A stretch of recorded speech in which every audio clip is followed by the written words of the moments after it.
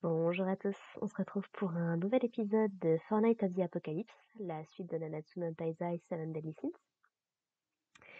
Alors, donc dans le dernier épisode, le groupe de Perceval était arrivé dans la ville de Kant, qui est une petite ville-étape avant les montagnes de Delafer, quelque chose comme ça, qui est en gros la prochaine étape avant qu'ils puissent arriver vraiment dans le royaume de Lyonesse, qui est le but du coup final de la quête actuelle en tout cas, de Perceval accompagné par Sin.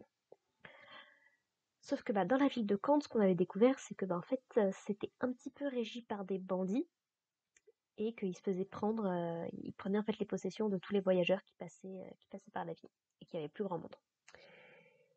Et donc, dans cet épisode, Nation se fait rapidement avoir, malheureusement, par Eldin, qui est un ancien élève de Hauser, qui est depuis devenu le chef des Chevaliers Sacrés, et qui était également l'instructeur de Donnie. Donc Donnie et Eldin ont un passif particulier. C'est à l'époque où ils s'entraînaient pour devenir chevalier sacré. Donc Nation se fait rapidement avoir puisque Hauser est complètement bourré. Donc même s'il essaye dans un premier temps de paraître super assuré, super confiant, terrifiant presque même, en fait il s'évanouit très très rapidement à cause de l'alcool. Et Nation en fait qui utilise son pouvoir du coup pour mettre une brume soporifique, semblerait-il, à base de belladone, dans la pièce où les bandits se trouvent. Du coup, très très vite, Eldin kidnappe plus ou moins Perceval, ou en tout cas lui fait croire, puisqu'on apprendra dans cet épisode que Eldin a un pouvoir d'illusion, mais suffisamment puissant pour pouvoir reproduire l'image et la texture à la perfection. Du coup, ce qui se passe en fait, c'est qu'il a fait une illusion de Perceval pour distraire Nation. Nation se rend bien vite compte que Perceval est encore sur le sol, puisque Perceval et Angarat sont visiblement eux aussi bourrés. J'étais pas très très sûre dans l'épisode d'avant, mais clairement ils ont été bourrés là dans cet épisode-là. Et du coup, Elvin en profite pour assommer Nation. Et ils se font tous mettre en prison. Fort heureusement, ils ne vont pas y rester très longtemps, puisqu'un autre personnage nous venant tout droit de Seven Deadly Sins revient. J'étais pas sûre. Il me semblait bien que c'était lui dans l'épisode dernier, mais comme je me souvenais plus de son nom, je voulais pas assumer quelque chose. Et donc on retrouve ici Taizo, qui était du coup le barman de la ville de Kant, et en fait qui était celui qui tenait le tournoi de Weizel. Il y a très très très longtemps, à l'époque où les Seven Deadly Sins avaient essayé de récupérer le marteau de Diane. Et en fait, il s'était fait rapidement défoncer par Hauser. Et il dit ouais j'étais un petit peu salé d'avoir perdu, mais bon je m'y suis fait avec le temps et puis voilà. Et on sent vraiment qu'il accuse le coup de l'âge quand même. Parce que ça se passe 16 ans après la fin de Nanatsu no Taizai, fin de l'état d'Apocalypse, donc je sais pas quel âge il est censé avoir Taizo, mais comment ça se sert vieux quoi. Hauser met un petit peu de temps pour le remettre et se fout un petit peu de sa gueule. Mais bon, très vite, il lui explique que il faut qu'il les aide vite vite parce que Eldin est en danger. En fait, c'est un petit peu le genre de personnage qui est un bandit au grand cœur, quoi. C'est en gros, il veut essayer de bien faire les choses, mais en se présentant sous une image de méchant. Parce qu'en gros, il libère toujours les prisonniers qu'ils se font à Kant, et il empêche aux bandits de toucher aux prisonniers. Parce que dans cet épisode, les bandits vont demander à Eldin s'il est possible de goûter Perceval et ses amis avant de s'en débarrasser. Je vous laisse imaginer ce que ça suppose, je ne vais pas dire ce genre de choses à voix haute. Et ouais, du coup, Eldin refuse complètement, et en fait, c'est là le problème, c'est que contrôler des bandits parce que tu es fort, c'est une chose, mais si tu ne vas pas un petit peu dans leur sens à un moment ou à un autre, ça fait partie du genre de personnes qui vont te trahir à la moindre occasion, et visiblement ça fait un certain moment qu'ils ont en gros sur la patate, les bandits. Et donc ils décident de l'assommer pour récupérer son bien le plus précieux actuellement, c'est-à-dire un œuf de dragon, ou tout du moins une imitation d'un œuf de dragon. Donc il a réussi à voler un œuf à ce qu'on nous décrit comme étant une très très vieille dragonne, qui est probablement le dernier œuf qu'elle pondra jamais de sa vie. Et en fait, grâce à ça, il arrive à contrôler le dragon, à lui faire un petit peu ce qu'il veut, de peur que son œuf, que son enfant puisse être blessé. Sauf que du coup, les bandits ont assommé Adeline pour récupérer ce faux œuf, Et en fait, l'illusion va très très vite se dissiper, ce dont se doutait déjà le dragon, et du coup le dragon se déchaîne complètement dans la ville de Kand, quoi. À côté de ça, donc Eldin va essayer un petit peu de corrompre Donnie en lui expliquant son plan, littéralement. Il lui dit clairement ce qui se passe, il lui dit qu'il a arrêté de devenir un chevalier sacré. Mais Donnie refuse, trouve que ça ne lui ressemble pas du tout. On apprend également dans cet épisode qu'ils viennent tous les deux des quartiers pauvres, ce qui est un petit peu étonnant vu que Donnie est quand même l'oncle, enfin le neveu du chevalier sacré en chef. Bon, j'aurais cru que peut-être sa sœur aurait pu en profiter. Il y a deux, trois trucs qui ont pas l'air d'être très très clairs là-dessus. Et en gros, donc, Donnie décide complètement de refuser et essaye de se barrer. Et il arrive à échapper aux bandits que Eldin a mis sur ses traces. Et on apprend dans un petit flashback du coup que Donnie ne se sentait pas en fait à sa place, ne se sentait pas suffisamment méritant. Il faut dire qu'avec la personne qui est son oncle, la barre est quand même assez haute à atteindre. Et en gros, à l'époque, il ne comprenait pas encore vraiment sa magie et il la trouvait vraiment pas folle, quoi.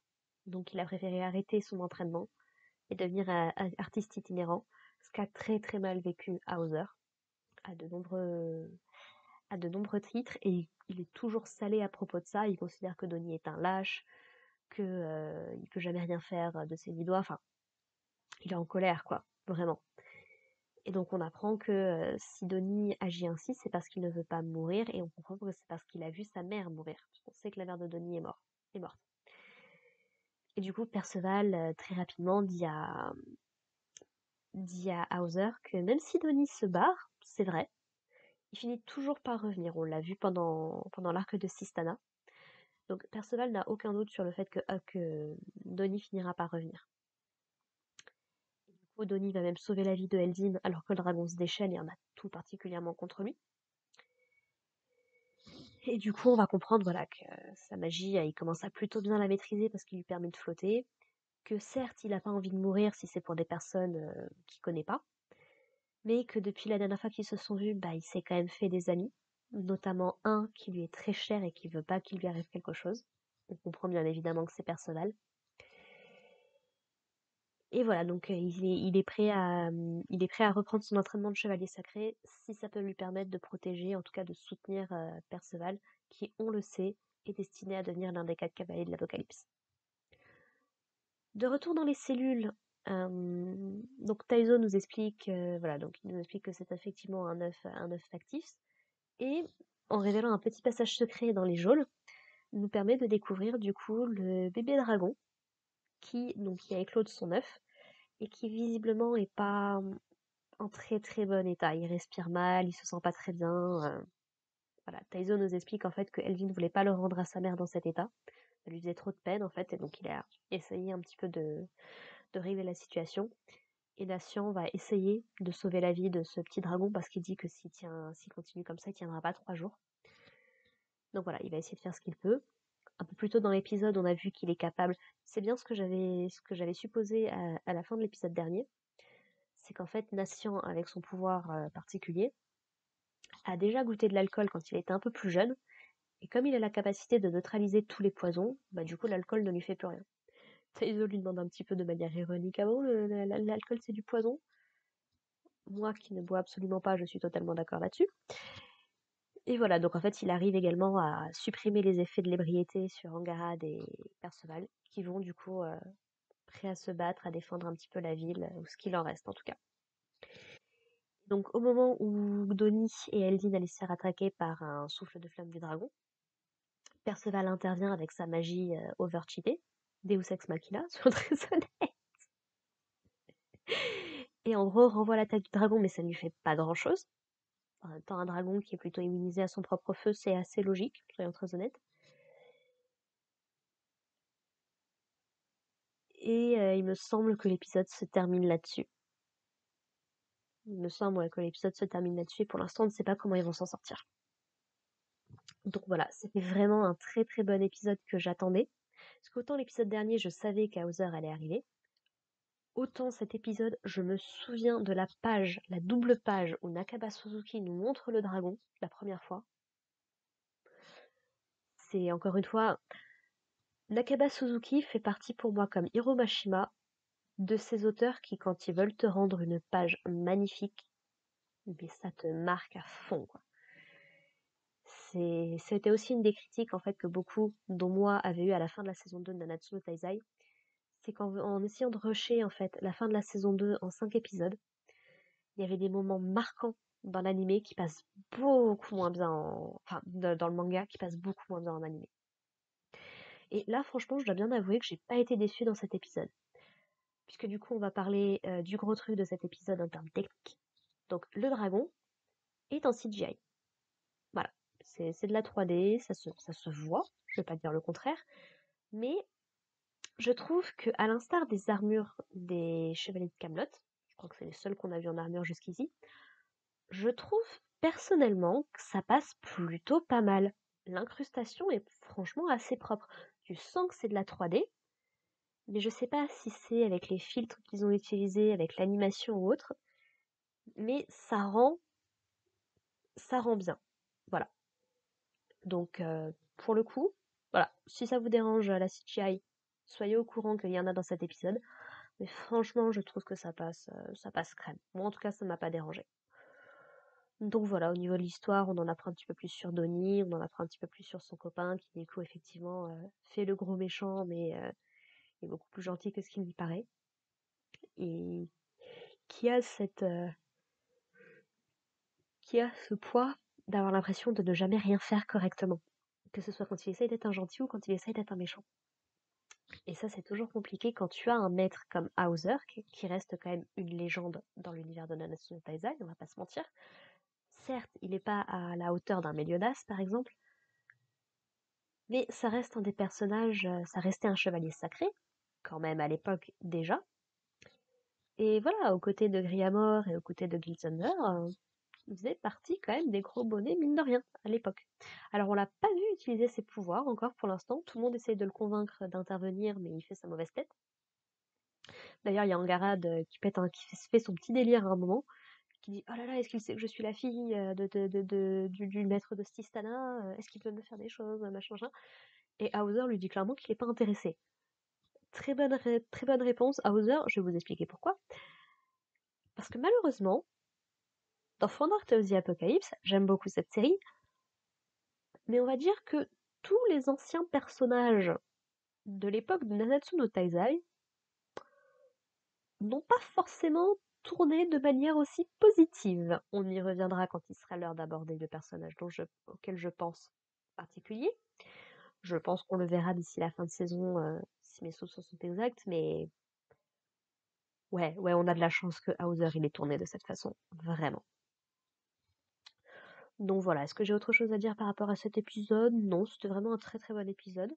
J'ai hâte de voir le prochain, du coup, qui à mon avis va finir l'arc de Kant, et je pense que du coup, épisode 13, on va avancer, on sera peut-être dans les montagnes, du coup, probablement, vu le rythme qu'a l'air de prendre l'animé.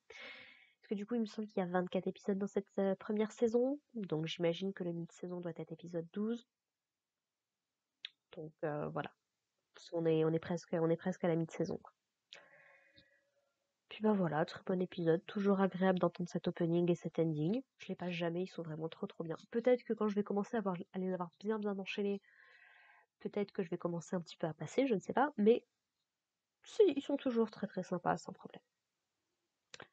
Voilà, bah écoutez, j'ai pas grand chose de plus à vous dire et je vais pas vous retenir plus longtemps pour du blabla sans importance, c'est pas la peine. On se retrouve la prochaine fois pour l'épisode 11, et puis bah en attendant, portez-vous bien. Allez, bye les gens.